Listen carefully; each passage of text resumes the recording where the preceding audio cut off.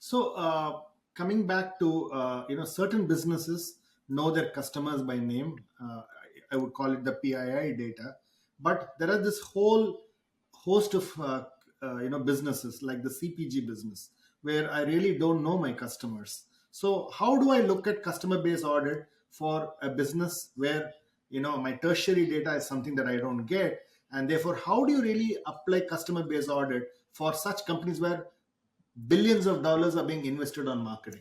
A fantastic question, that's very difficult to answer. We try.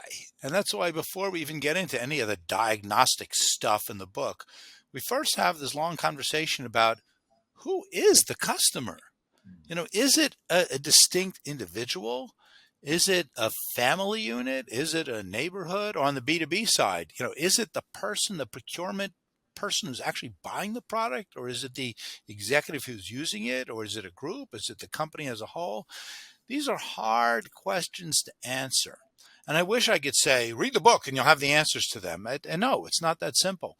But at least having that conversation, coming up with some agreement on an enterprise-wide basis about who or what is the customer.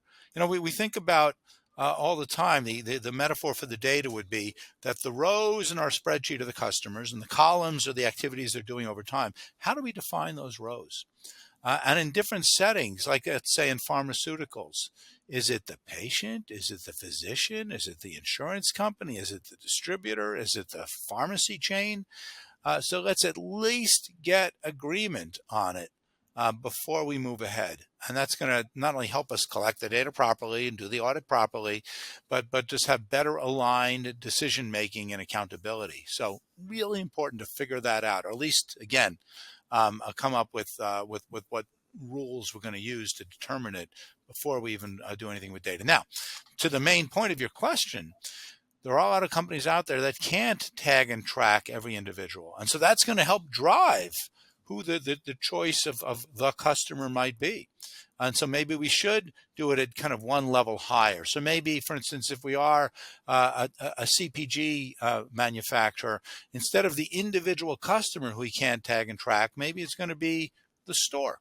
That's fine. That will be the customer. And indeed, that's the way a company like Procter and Gamble talks about its customers. They know that their customers are Walmart and Asda and so on, instead of particular individuals. But it's changing. The electron microscope of the customer is making it possible to tag and track individuals much more effectively than ever before. And it's only a matter of time before, even in the faceless, nameless CPG world, we'll be able to do that on a regular basis. So we need to be prepared for it.